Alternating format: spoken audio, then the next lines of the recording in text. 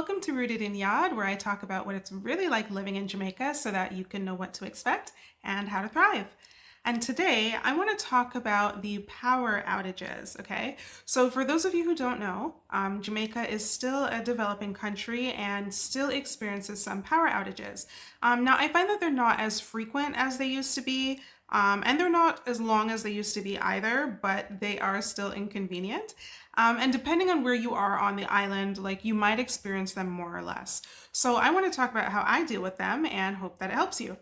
Now, if you want the too long didn't listen version, okay, here's what you need to know.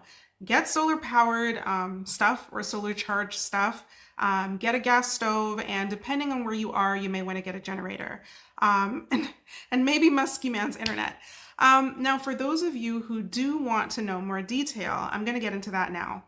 So firstly, I'm going to talk about how long you should expect the power to be out. I will say that the power outages I have experienced have only been a maximum of like a few hours long, at least here in Montego Bay. It has to be something serious, I think, for it to go out for like a whole 24 hours. Usually it goes out for that long if like there's like a big storm, like a big tropical storm, or like a hurricane, and either they turn off the power preemptively or like a power line gets knocked out. Especially because they aren't the best with preparing for storms and such out here, like how they didn't prepare with Hurricane Beryl. You know what? For a hurricane, okay, if you have the passport privileges to go somewhere else for a hurricane, maybe just use your passport privileges and go somewhere else for a little bit, okay? But going back to what I was saying, so when it comes to the power outages, like if it's gone for 24 hours, like the food in your fridge and your freezer, provided that your fridge isn't new, right? Like it's been running, the food in your fridge and your freezer should still be okay for 24 hours, sometimes even up to 48 hours. You just kind of watch it for them. But 24 hours, it should still be fine. Like your stuff will still be frozen or frozen enough that it's not going to have an impact. Now, the thing that is annoying when the power goes out is that your internet might also go out. And this is something that I discovered when we moved back here. So at least, okay, where I live, that's what happens, right? I use Flow. I talked about the two different phone internet providers here, Flow and Digicel, and I use Flow. And if the power goes out, Flow also goes out, meaning that I can't even get any data on my phone. Like it just goes out completely. So what I have to do is I have to ensure there is credit. This is why you get both Flow and Digicel that I talked about before. I have to ensure there's credit on my Digicel chip. And then I put like a short data plan on my Digicel chip. So I might put like a 1-day plan, or if they're having a promotion, I might do a 3-day plan because that's only like it's a little over $100 more, and it makes better sense at that point to just put a 3-day plan. So again, get both chips, both Flow and Digicel if you can, but that's what I have to do when the power goes out here. That may not happen for you, but it might. So again, make sure you get both chips, get both Flow and Digicel SIM cards. Okay, but in terms of preparing for the power going out, I mean, you could try and wait it out, right? Because as I said, it only really goes out for like a few hours. At least that's what I noticed. What I do in that time, so for me, I like to color, like literally as in I will print out coloring pages, and I have my markers, and I will sit and I will color. It relaxes me. So I do that. Or, you know, maybe I'll go like do some chores. I'll go do some dishes or something, clean up something, until the power comes back. Or I'll go take a nap. We can always take a nap.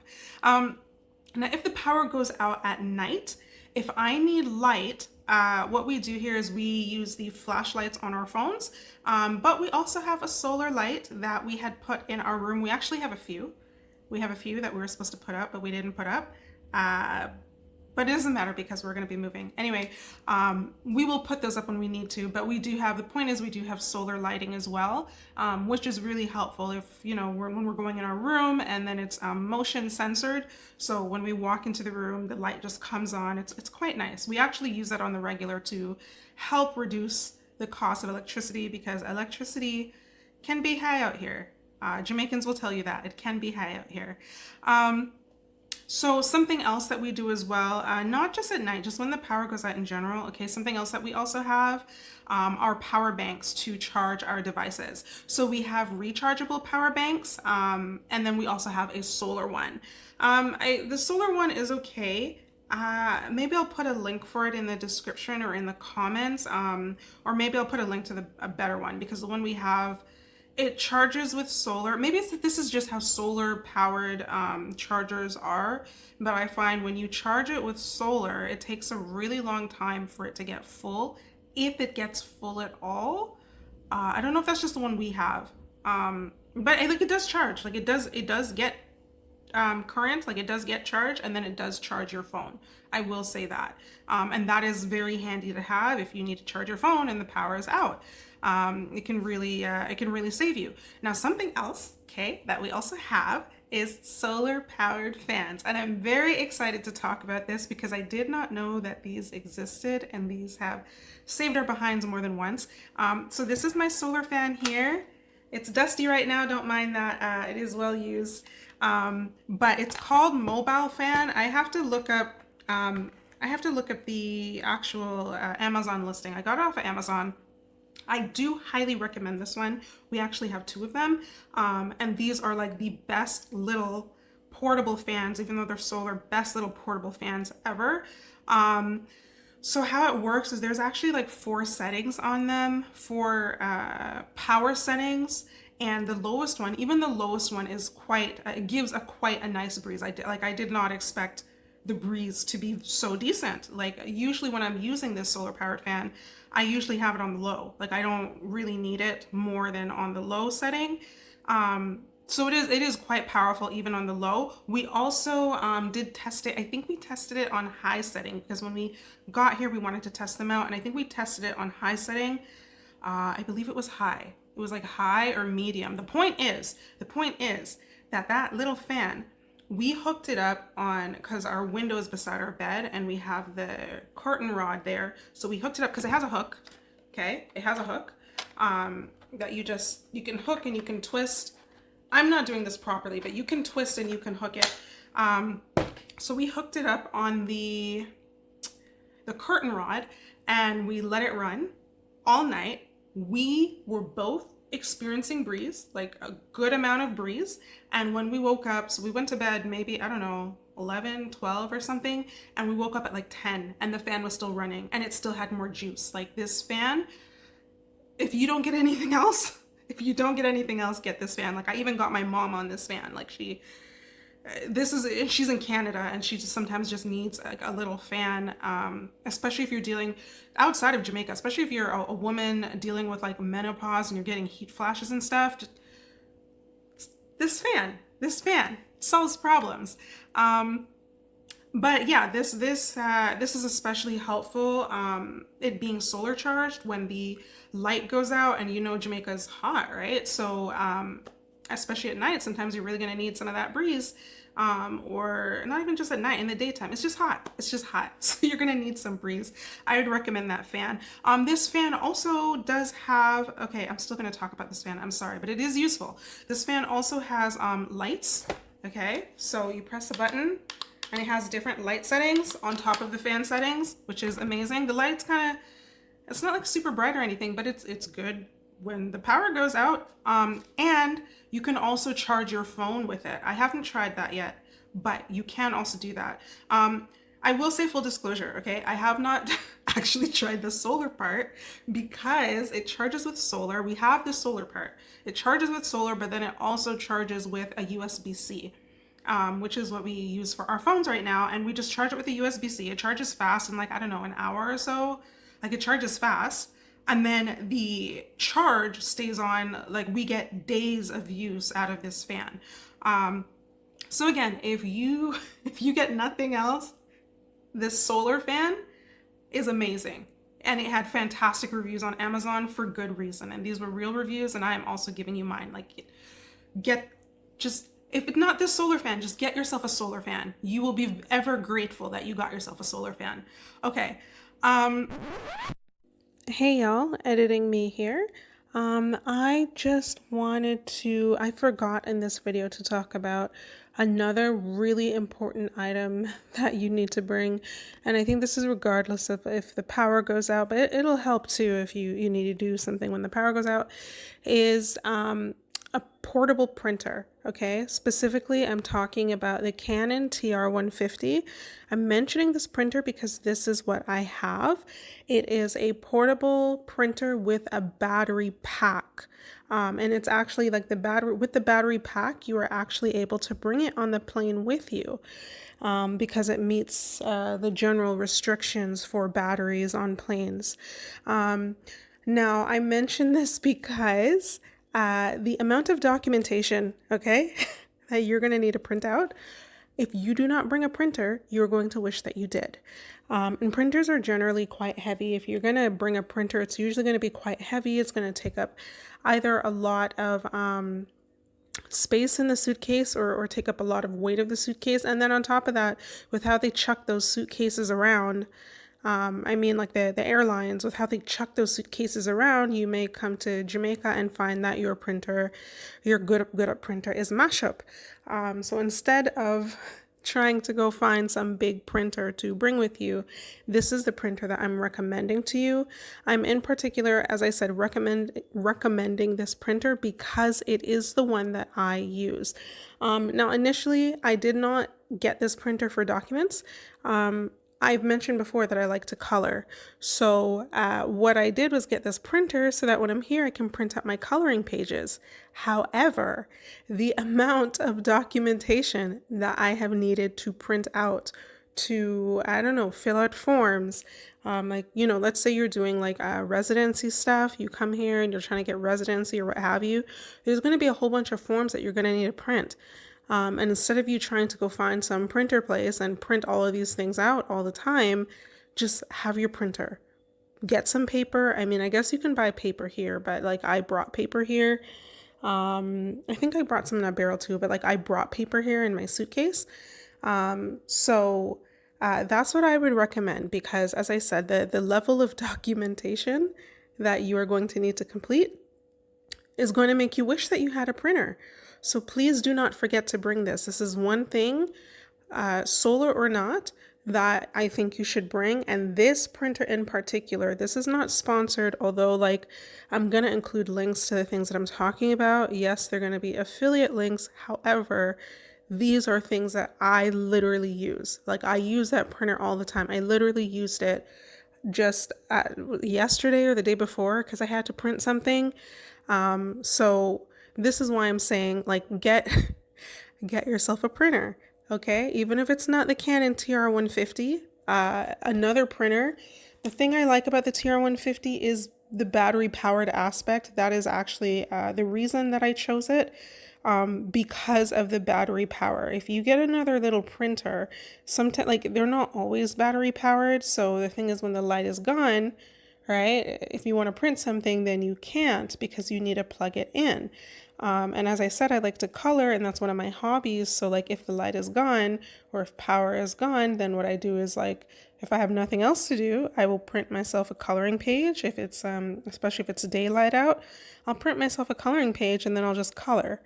So that is the reason that I initially considered it, but because it's battery powered, right? When light is gone, if you need to print something, you can print something. It's portable. So if you need to, I don't know, go to some sort of government office or bank or something, and they're going to need some document from you, you can literally print it right in front of them because it is a portable printer and it's not very heavy. I think maybe it's 5 pounds. Like I carried this in my carry-on to Jamaica. As I said, the battery part, it meets the restrictions for coming on planes. So I carried this entire little printer with me. And then I carried some paper in my suitcase and I was good to go. So yeah, if all that to say, get yourself a printer. If not this one that I'm recommending to you, and I'm recommending it to you because I use it. Okay, another reason I'm recommending it is because I find that the ink does last a long time. There are also like third-party inks that you can use, and they do work because I have them and I use them. So yeah, like I had another printer here before. It was one of those plug-in ones. Um, but my issue with it was that I don't know if it was like an inkjet or something. My issue, laser printer, my issue with that particular printer I had before when I was here, was that the ink, it was so damn expensive. So when you buy this ink, right? When you buy this printer, make sure to buy some extra ink. Maybe you don't have to, I guess, go with the third party ink, but as I said, I did. I went with the third party ink and I have been just fine. It works just fine in the printer that I have. And it does also print color. Maybe not very well. It is a portable little printer after all. For me, that wasn't that important. I mainly needed, because as I said, I do have my coloring pages. So I mainly needed it for that. I needed it to be just like simple black and white. But as I said, it's come in clutch. It has come in clutch over and over because there are things that I have needed to print in order to get certain things done here. So instead of me having to go run to a printer and everything like that, I have my printer. Now it does not scan. Okay, so if you need something that scans, then you're probably gonna have to look for something else. I don't know if you will need something that scans. It depends on your situation. What I do for scans, since I'm talking about printers and stuff, I'll just mention it now. What I do for scans is I have an app on my phone called Adobe Scan. Okay, what Adobe Scan does, or what this app does, is you take a picture through the app, let's say of a document, and it outlines the edges of the document and you confirm that those are the edges. And then once you confirm that, it's like it converts it into a PDF and makes it look like it was a scanned document. So that's what I do. The app is free. So, if that's something you're interested in, even now, definitely go check it out. The app is completely free. But that's what I do. If I need to scan something, I take a picture of it in Adobe Scan and it converts it into a PDF document and it makes it look like a scan.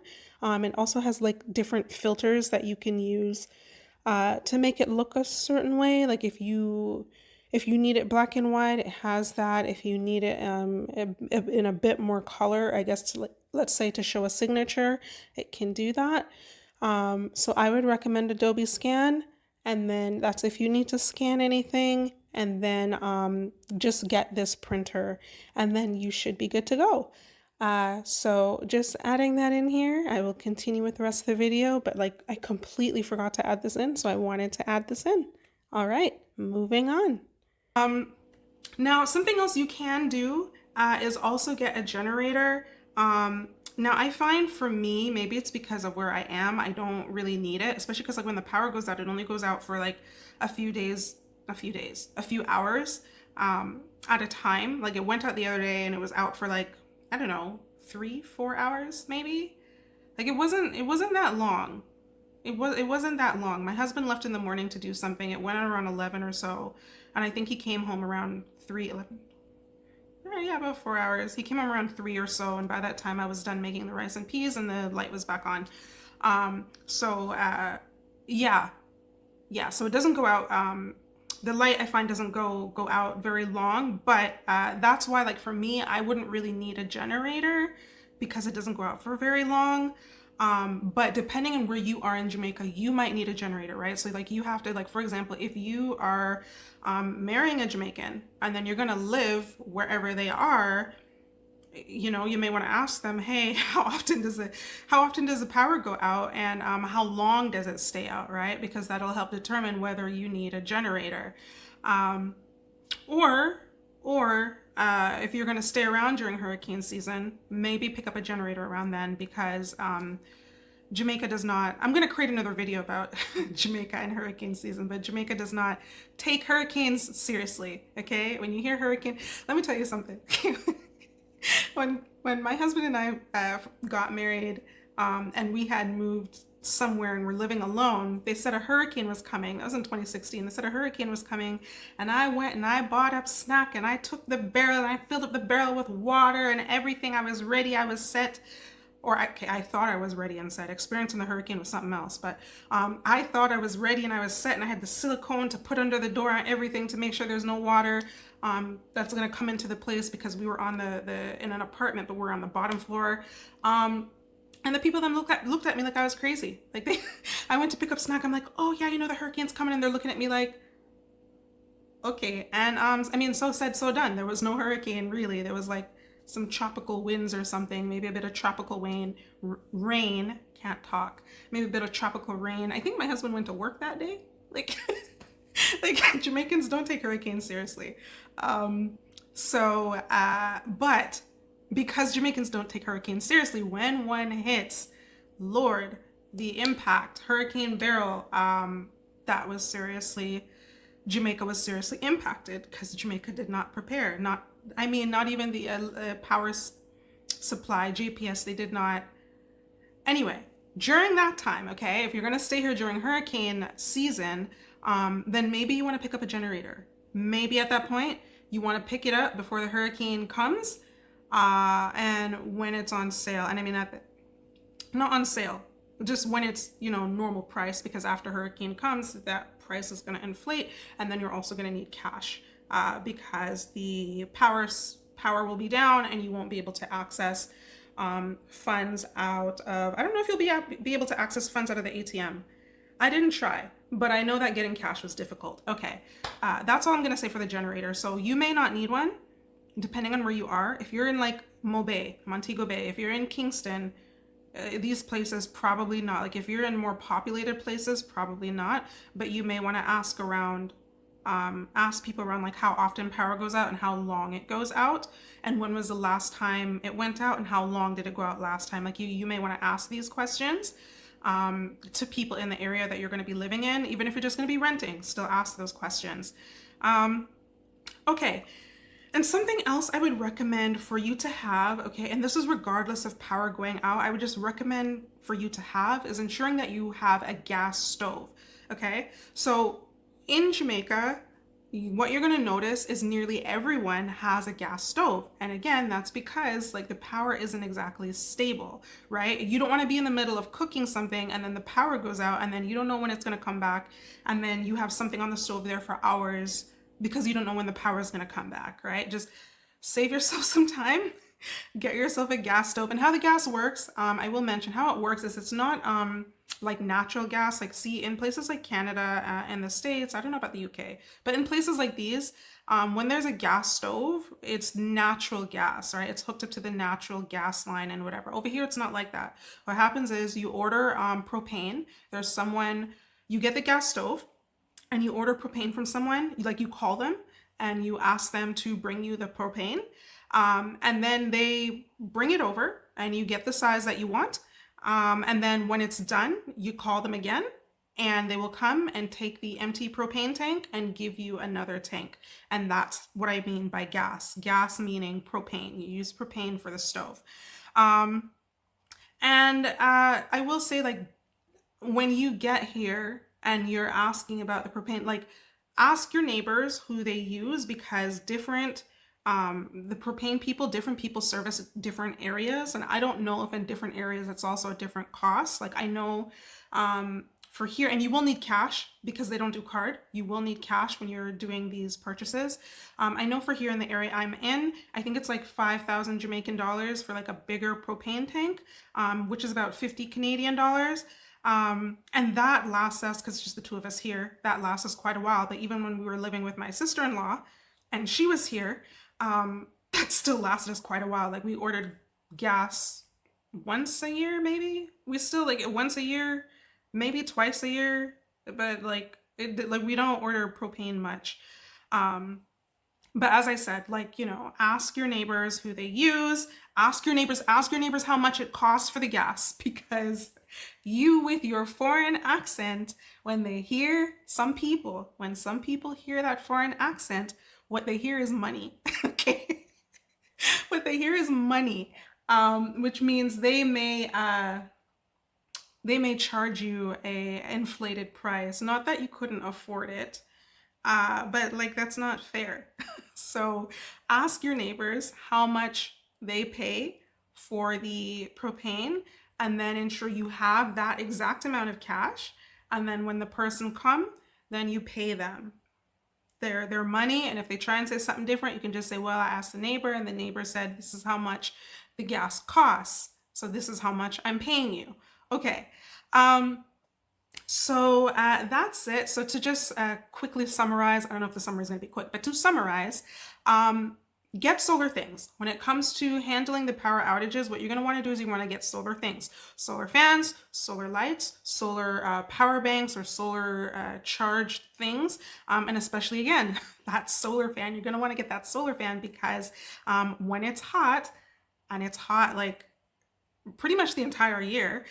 When it's hot, there's only so much stuff that you can take off before you feel like you're sweating out your life. So I think those solar things would really be very helpful, especially the solar fan, very helpful when it comes to the power outages, because then if power doesn't come back on for days, right? Let's say it's a situation like Hurricane Beryl, if the power doesn't come back on for days, at least you can still get your devices and stuff charged. And again, if you get the solar fan, you can charge your device, you can have light because it comes with a light in it, and you can also have breeze, which is wonderful. And again, like, you can get a generator if you want. You may not need it. You may only need to use it once a year, maybe. So you may not need it. Or if you just don't want to pay JPS is the power company here. If you just don't want to pay them at all, I guess you could just use the generator all the time. I don't know what the cost of that would be. You would have to weigh that. Okay, for the generator, just be aware that the price of the generator, you might be surprised, okay, but it may be just as expensive, if not more expensive, than wherever you're coming from, because you have to remember Jamaica has to import these items, and you know, when they're importing these items, they're going to import, then they're going to do the conversion, then they're going to do whatever they need to do with the price to ensure that they can make their profit. In line with that, ensure you get a gas stove so that you can still cook if something happens with the power. So that was not really a summary. It was not really a short summary, but it is what it is. Either way, I hope that you found this helpful or informative, or at least entertaining. If you did, do let me know. Also, if you are a Jamaican or you live here or have lived here, is there anything else that you think that people should know, or like should do or could do to prepare when the light is out? Or, you know, is there anything that you think might make things easier for them, things that may be helpful, make things easier for them during a power outage? Leave it in the comments and let the people them know, please. And also leave it in the comments because maybe I will also learn something, and it may also be helpful to me. And I would love to know things that may be helpful because I live here too. Okay, and if you want a list of exactly some of the items that I have used, I'm going to leave something on my website for you. It's free. You can get it at rootedinyard.com. I think by the time this video is up, you should be able to at least get that list. I'm still working on the site, but you should at least be able to get the list from the site. And if you need a website, I do create websites as well, so you can just hit me up either way.